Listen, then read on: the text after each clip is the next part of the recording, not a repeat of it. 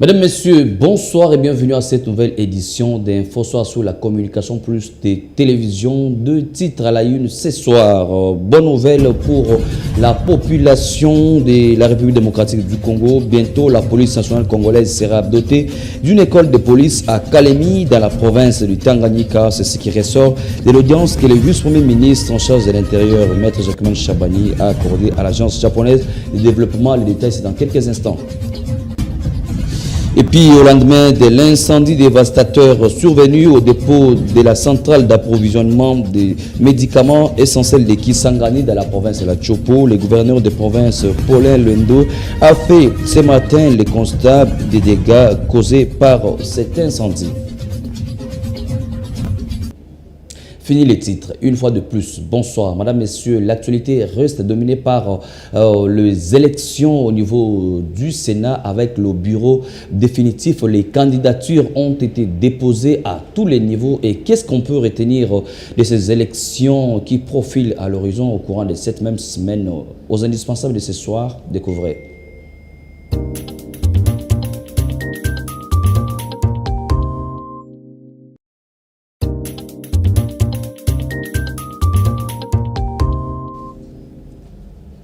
Voilà, vous l'avez certainement découvert à travers ce jingle. Il s'agit de Neville Kabongo qui est aux indispensables de ce soir. Bonsoir Neville. Bonsoir Christian. Il y a eu une ambiance particulière depuis hier jusqu'à ce jour à l'Assemblée nationale. Disons au Sénat, mais à l'hémicycle du Parlement, voilà, aux deux chambres du Parlement, le siège de cette institution, c'est ce que je voulais dire. Oui. Alors, au Sénat, on se bouscule pour occuper les postes prévus pour le bureau définitif de cette haute chambre du Parlement. Qu'est-ce qu'on peut retenir? Alors, ce qu'il faut savoir, c'est que conformément au calendrier publié par le bureau provisoire du Sénat, vous l'avez dit Christian, c'est depuis hier que ce bureau a commencé à réceptionner les dossiers de candidature pour les 7 postes à pourvoir au niveau du Sénat, sachant qu'un consensus avait déjà été trouvé pour les 6 postes réservés à la majorité et ainsi le seul poste de Ketser adjoint réservé à l'opposition. Donc, hormis, comme je l'ai dit tout à l'heure, le poste du président, 2 vice-présidents, le rapporteur, Ketser adjoint, qui revient justement à l'opposition. Alors, ce qu'on doit savoir, Christian, c'est que en attendant la publication de la liste définitive qui interviendra dans les jours à venir, on doit déjà savoir qu'il y a eu plusieurs candidats qui ont déposé leur candidature, commençant par hier. Et aujourd'hui, on va découvrir ensemble avec vous la liste de ces candidats. Déjà, la liste est derrière vous. Il s'agit des... Voilà, on les découvre ensemble avec les téléspectateurs. Vous le voyez, on a au niveau de la présidence, c'est-à-dire au niveau du président du Sénat, 3 candidats qui ont déposé leur candidature. Nous avons l'ancien Premier ministre Samalo Kondé Kenge Jean-Michel, qui lui a déposé comme étant indépendant. Okay. Nous avons Afani Idrissa Mangala, qui a déposé aujourd'hui. L'ancien gouverneur de la province du Maniema. Du Maniema, justement, qui a déposé pour le compte de l'UDPS. Okay. Nous avons Mukamba Kadiata Zemba. Jonas Mukamba Kadiata Zemba. Voilà, lui, il est de FPAU. Il y a aussi, comme toujours au niveau de... ça, c'était au niveau de la présidence. La présidence, oui, c'est là où nous sommes. Maintenant, au niveau de la première vice-présidence. Justement, premier vice-président, vous avez là la candidature de Kalala Wakalala José. Il a déposé pour le compte de AV. Il y a comme toujours là, comme premier vice-président, candidature comme premier vice-président du Sénat, nous avons Bahati Lukwebo Modeste qui a déposé pour le compte Lui qui était ancien président du Sénat, il postule, comme l'a fait aussi Christophe Mosse, comme deuxième vice-président à l'Assemblée nationale, mais Bahati Lukwebo va postuler comme deuxième vice-président au niveau du Sénat. Voilà, lui va déposer comme premier vice-président. Premier vice-président. Non, c'est le deuxième vice-président. Deuxième vice-président, voilà, c'est ça. Donc, comme deuxième vice-président, vous avez fait très bien ce raccordement. Il y a aussi, comme candidat deuxième vice-président, il y a Isenge Delo Bokeka Corneille. Lui, il dépose comme étant indépendant. Alors, comme étant questeur, voilà, voulais-je dire, il y a Ekumbe, je pense, Lungulu Moïse, lui dépose comme étant indépendant. Il y a Aguito Mela Carole, lui c'est AA et C. La sénatrice Carole Aguito a postulé comme candidate à la questure pour les comptes AA et C. Voilà. Elle est encore questeur, si je ne me trompe pas. Justement, du Sénat. Il y a Mouleka Bajikilai Florence, lui dépose pour le compte de ATUA bar UDPS. Donc, ce sont les alliés, justement. Et il y a Topin Kabongo Mukengeshai Sylvain, il dépose pour le compte de l'UDPS. Alors, on va un peu monter. Donc, il y a questeur adjoint, il y a Kabamba Oumba Isabelle, il dépose pour le compte de AAA. Il y a Onana Bitika voilà. Pascal pour le compte de A24. Rapporteur adjoint, il y a 2 candidatures. Il y a la candidature de Kaluma Mwanangongo Justin pour le compte de AAC. Féministe des transports et voies de communication. Voilà. Il y a Ngundiaza Kisula Nefertiti. Voilà, pour le compte de AAP, il y a alors pour le rapporteur adjoint, pour le compte de rapporteur adjoint, il y a 2 candidatures. Kalonda Idi Salomon pour l'ensemble, et puis Bayende Etafé Jean-Claude pour le compte de Dipro. Là, nous avons des candidatures au niveau de l'opposition. Ce qu'il faut retenir, Christian, parce qu'on va ensemble avec vous découvrir, c'est qu'il n'y a pas eu consensus sur les candidats à déposer, que ce soit pour le compte par exemple, au niveau de la présidence du Sénat, faudrait-il qu'on passe aux élections primaires comme ce fut le cas avec Mbosso, Kamere et Bahati au niveau de l'Assemblée nationale? Parce que là aussi, on voit 3 candidatures. Samalou Kondé est toujours au sein de l'Union sacrée, mais il postule comme indépendant. Jonas Moukamba également, mais sans oublier Afani Idrissa Mangala qui est de l'UDPS. Tous sont dans l'Union sacrée. Pourquoi ne pas trouver un consensus autour d'un candidat? C'est ça aussi, Christian. Je voulais d'ailleurs vous montrer que peut-être c'est dû à ce manque de leadership au sein de l'Union sacrée. Cette année ici, on l'a constaté que à chaque fois, il fallait que l'arbitrage du chef de l'État puisse départager les individus. On en a vu, ça a traîné même au niveau de la nomination des membres du gouvernement, l'installation du bureau définitif.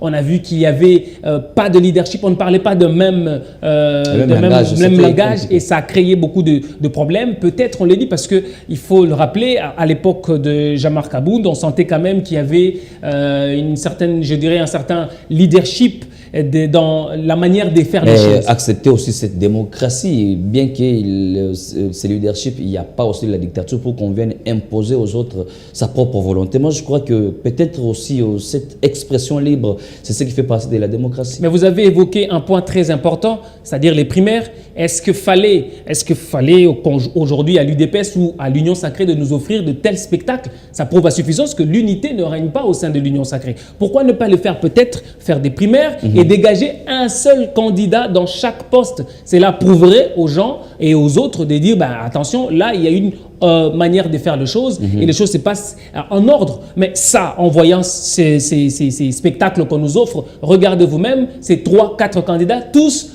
disent soutenir le chef de l'État, mais ça sera difficile pour les sénateurs de pouvoir faire un choix. Vous voyez que ce sont des choses, je dirais que c'est ce manque de leadership au sein de l'Union sacrée qui aujourd'hui est étalé. Parce que s'il y avait... Jusqu'alors, il y a les membres du présidium de l'Union sacrée qui sont là. Il y a Bahati Lukwebo, il y a Augustin Kabou, il y a Jean-Pierre Bemba Gombo, il y a Vital Kamere, sans oublier Christophe Mosoko Diapwanga. Ils sont toujours présents. Ils sont en vie, ils sont à Kinshasa.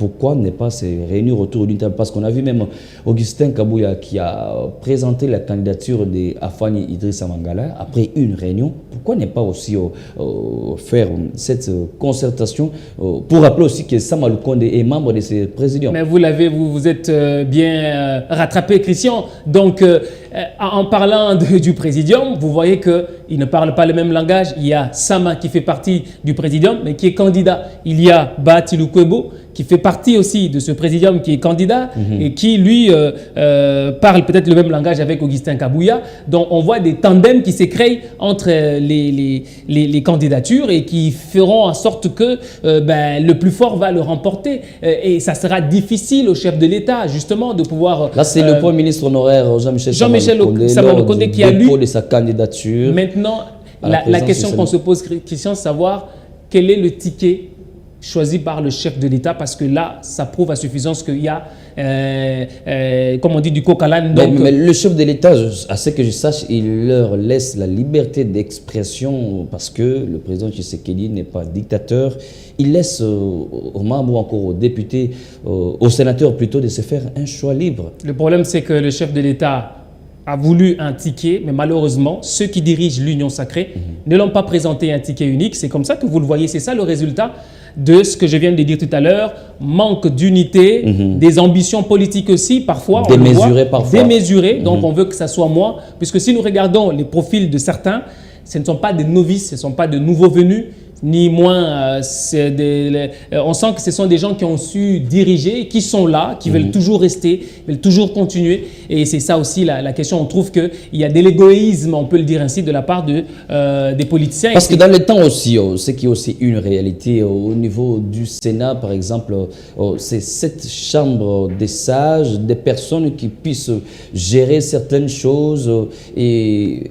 C'est ce qui d'ailleurs souhaite la plupart des Congolais, étant aussi donné qu'un président du Sénat, naturellement, c'est lui le dauphin constitutionnel du chef de l'État en cas d'un empêchement.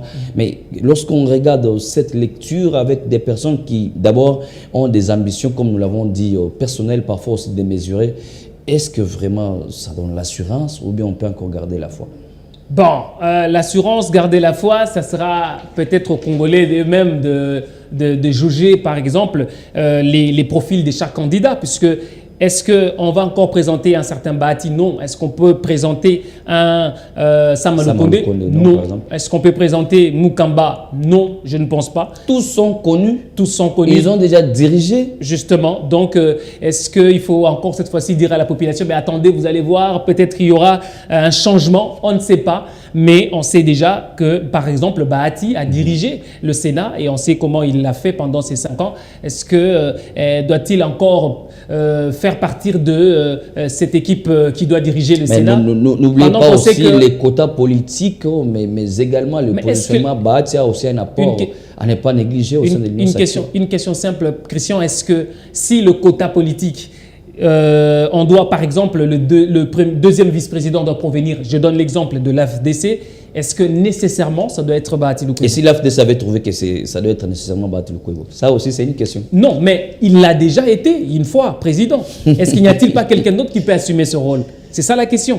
Parce que si au cas où on va dire que ici à la Communication Plus, il n'y a que tel, ça prouve à suffisance que les autres ne sont pas là, ne sont pas... L'expérience compte aussi. Oui, ça compte, mais au sein de l'AFDC, Christian, il y en a d'autres qui ont assez aussi d'expérience. Le problème, c'est que, comme on l'a toujours dit, on veut que ça soit moi et non quelqu'un d'autre.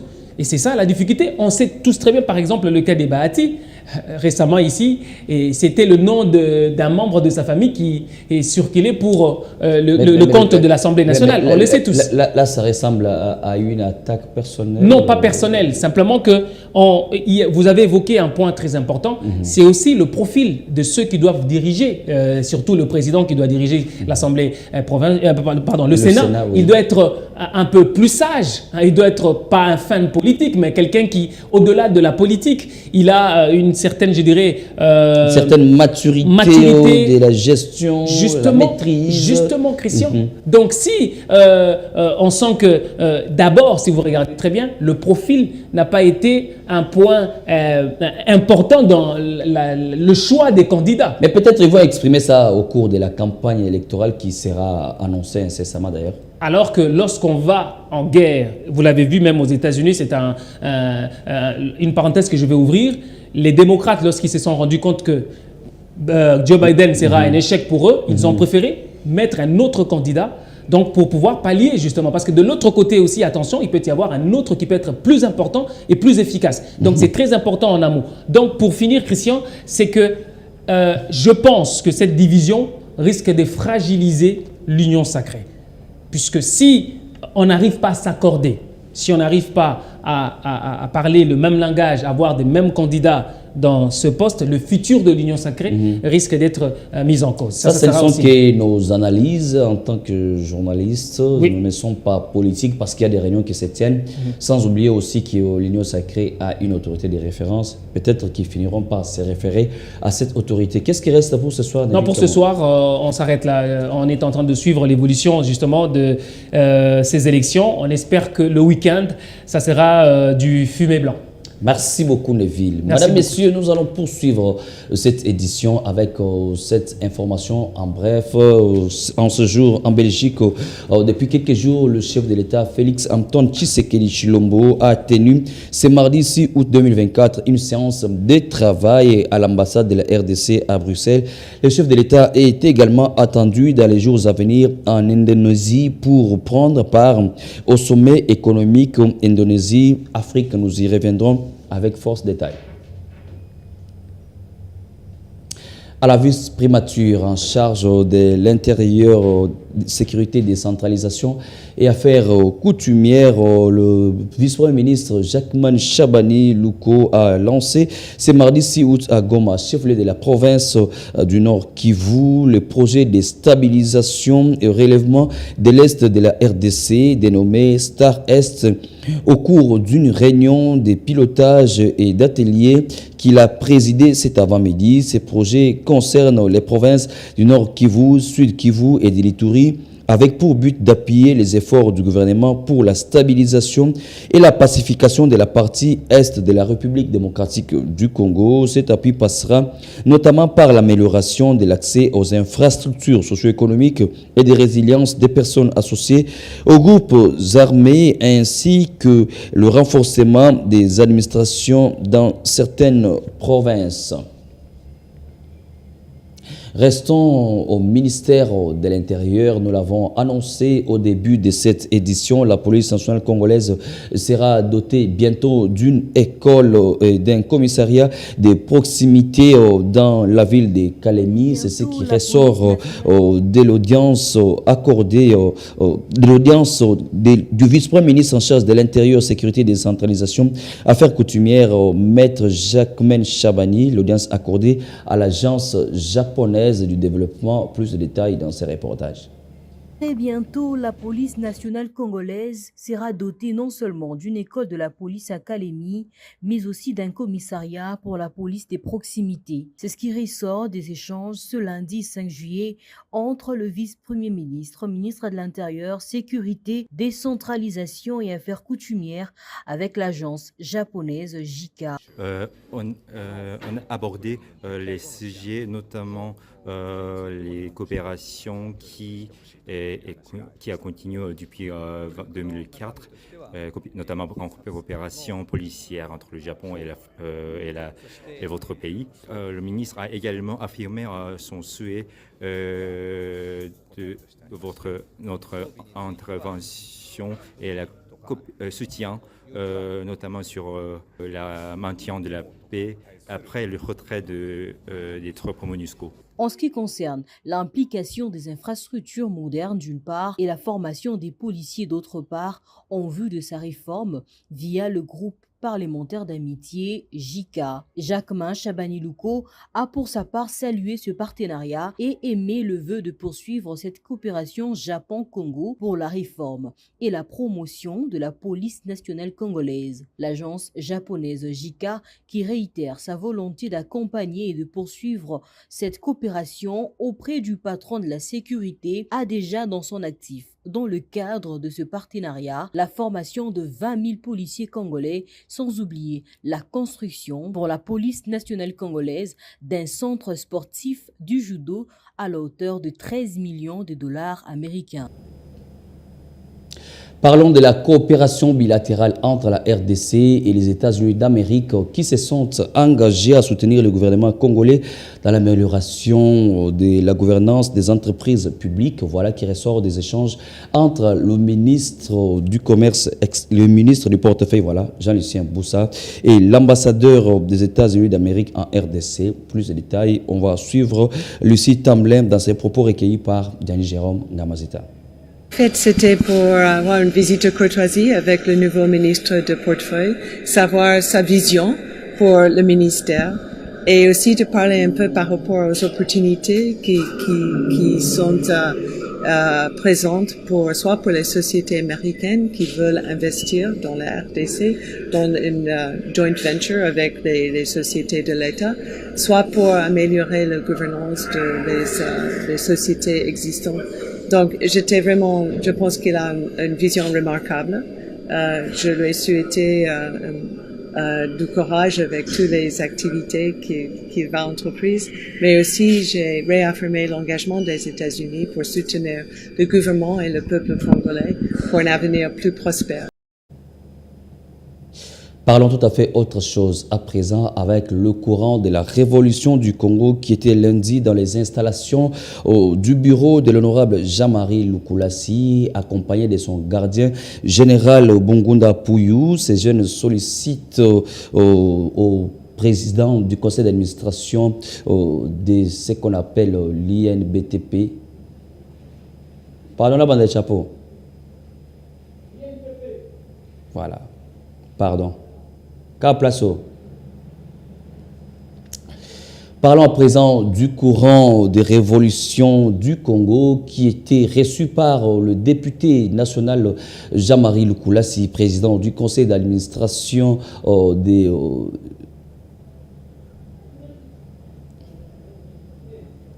Voilà, Tara. Ça va? Dans un autre registre, sachez-le que le courant de la révolution... Parlons à présent du courant de la révolution du Congo qui était reçu par le député national Jean-Marie Lukulassi, accompagné par son gardien général Apouyou Bongunda. Ce jeune intellectuel du CRC était venu saluer la bravoure de Jean-Marie Lukulassi, fondateur de G24, dans la réinsertion sociale des jeunes délinquants appelés communément Kuluna, mais surtout solliciter son accompagnement dans la conscientisation patriotique de la jeunesse dont milite le courant de la révolution du Congo. Un reportage de Magui Ngalamouloumé avec Serge Lokondo.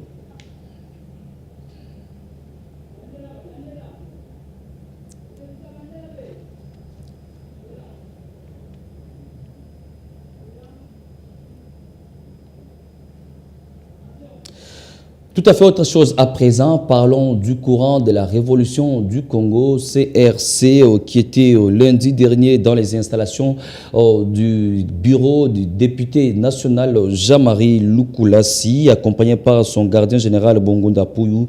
Ces jeunes intellectuels étaient venus saluer la bravoure du fondateur de G24 dans la réinsertion de la jeunesse congolaise, communément appelée Kuluna, mais surtout solliciter son accompagnement dans la conscientisation patriotique de la jeunesse dont milite le courant de la révolution du Congo. Un reportage de Magui Ngalamouloumé avec Serge Lokondo. Dans le souci de répandre les valeurs patriotiques dans la jeunesse congolaise, le courant de la révolution du Congo était ce lundi dans les installations du bureau de l'honorable Jean-Marie Lukulassi Massamba, initiateur de la fondation G24. Conduit par son gardien général Bongunda Apouyou, les membres du CRC étaient venus tout d'abord présenter leur civilité à cette autorité du pays, saluer son combat dans la création d'emplois, mais surtout reconnaître le travail bien fait de Jean-Marie Lukulassi dans le domaine de la réinsertion sociale des jeunes communément appelés Kuluna. Bongunda Apouyou explique. Ici, ce qu'il faut retenir, c'est que notre vision, c'est d'avoir un État fort. On ne peut pas avoir un État fort sans une jeunesse consciente et responsable.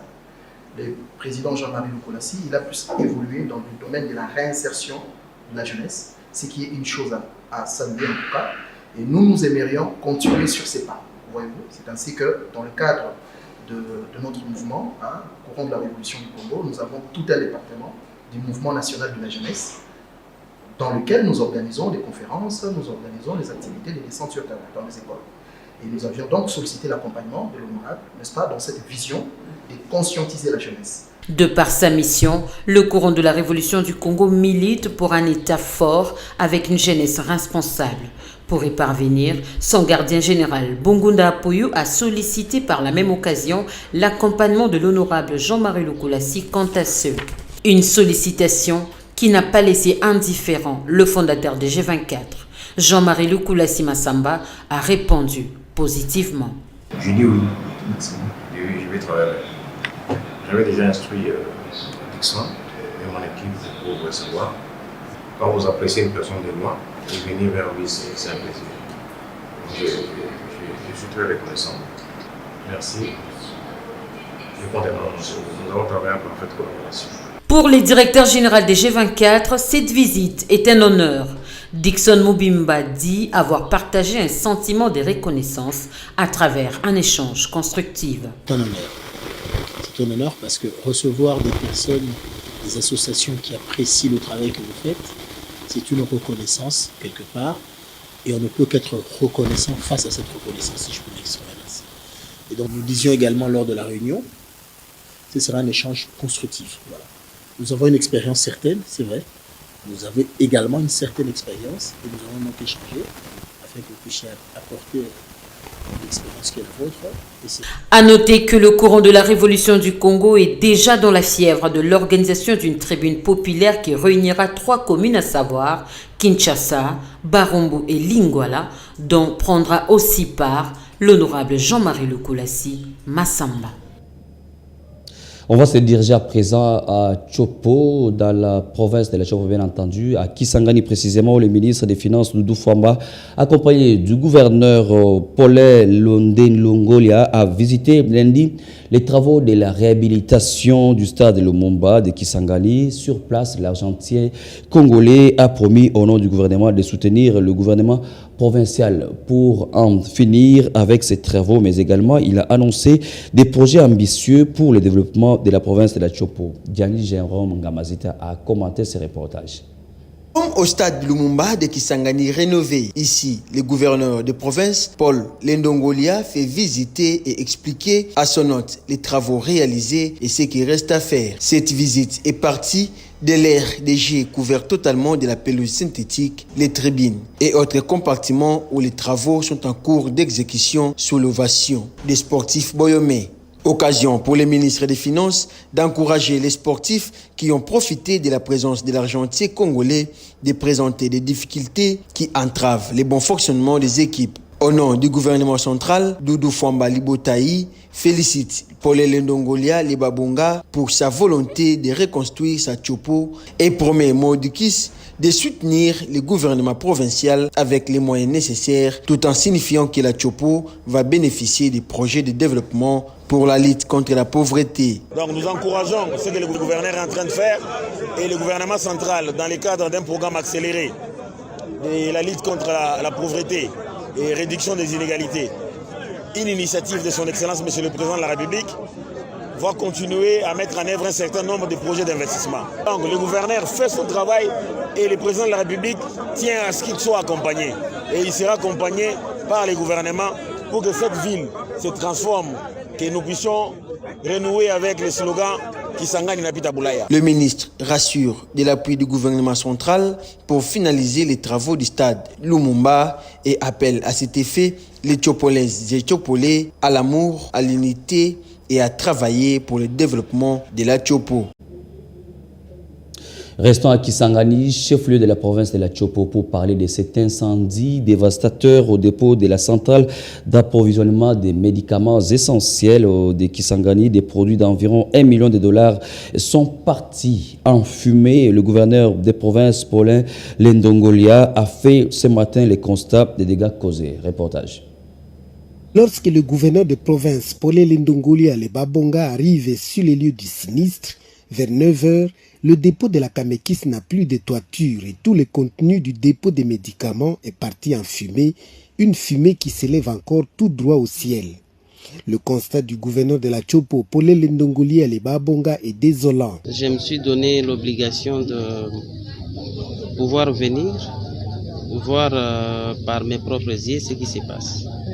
C'est un incident très malheureux que je viens de voir ici.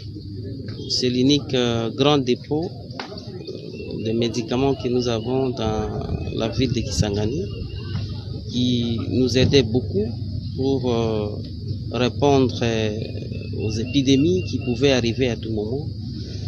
Mais bon, c'est déjà arrivé. Nous allons pouvoir lancer les investigations pour savoir ce qui s'est passé réellement. Et aussi, comme ils ont des caméras de surveillance, nous allons devoir interroger ces caméras pour savoir s'il y avait des mains noires derrière ça. Le directeur de la Kamekis explique à l'autorité provinciale que l'incendie a débuté vers 4h du matin. 2 véhicules anti-incendie sont arrivés le matin même peu avant 7h, mais n'ont pu rien sauver. Il ajoute que le dépôt gardait les médicaments de la Kamekis de plus de $400,000 et des partenaires d'une valeur de plus de $500,000. Parmi les cartons, des médicaments réduits en cendres, des antipaludéens, des antirétroviraux pour traiter le sida et des doses de traitement contre la tuberculose. Conséquence, impossible de répondre au cas où une épidémie est déclarée aujourd'hui dans la province de la Chopo. Il faut noter enfin que c'est le 2e dépôt de la Kamekis qui est détruit par un incendie nocturne avec tous les stocks de médicaments réduits en cendres. Alors qu'il vous décès d'une personne au cachot de l'auditorat militaire Butembo Lubero le 15 juillet 2024 dernier, la société civile coordination a rendu public lundi dernier les résultats du monitoring effectué dans ce dossier de mort d'homme et a adressé ses recommandations aux autorités compétentes. Images et commentaires.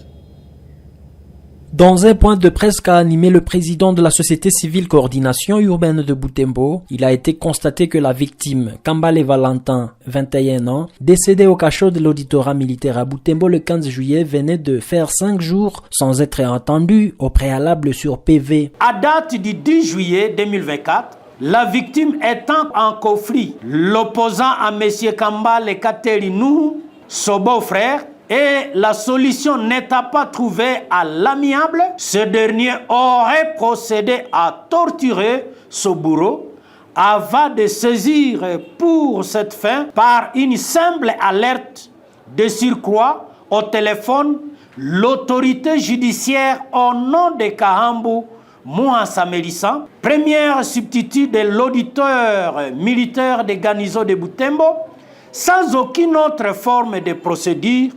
La première substitut va en son tour ordonner 2 agents de l'auditorat avec mission de cueillir et ramener au bureau de l'auditorat M. Kambale Valentin Georges, où il a facilement passé 5 jours sa pièce de détention, moins encore aucune plainte écrite déposée contre lui. Il est difficile de connaître les fractions qui étaient mises à sa charge. Au regard de cette violation des droits humains, la société civile recommande à l'auditeur supérieur militaire du Nord Kivu d'ouvrir les enquêtes urgentes en vue d'établir les circonstances de la mort du Kambale Valentin Georges et d'établir également les responsabilités. La suspension sans délai de Mme Kahambu Mouassa Mélissa, présumée auteur de cette violation flagrante de droits humains. La demande à communication du dossier susdit a dessaisissant l'auditeur militaire de Ganizo de Butembo pour plus d'indépendance et d'authenticité dans l'instruction du dossier. En agissant ainsi, monsieur l'auditeur militaire supérieur, vous aurez fait preuve de bonne justice. Contacté. L'auditeur militaire, le major Georges Nkoua Milossi, a fait savoir que les enquêtes sont en cours pour établir les responsabilités. Mesdames, Messieurs, cette édition d'InfoSoir est terminée. Pour ceux qui nous ont pris en cours de diffusion, voici le rappel des titres. Bonne nouvelle pour la population de la RDC. Bientôt, la police nationale congolaise sera dotée d'une école de la police à Kalemi, dans la province du Tanganyika. C'est ce qui ressort de l'audience que le vice-premier ministre en charge de l'Intérieur, Maître Jacquemin Chabali, a accordé à l'agence japonaise de développement. Et puis au lendemain de l'incendie dévastateur survenu au dépôt de la centrale d'approvisionnement des médicaments essentiels de Kisangani dans la province de la Chopo, le gouverneur de province Paulin Lendo a fait ce matin le constat des dégâts causés par cet incendie. Si vous avez aimé cette édition, dites merci à Gianni Jérôme Gamazita qui était le chef d'édition, mais également Bondi Voukoulou était la régie finale. La prise de vue était l'œuvre d'Israël Mbouyi, champion play, sans oublier Neville Kabongo qui était à nos côtés pour la rédaction. Mesdames, Messieurs, restez branchés pour suivre la suite des programmes sur les antennes de la communication plus télévision. Au revoir.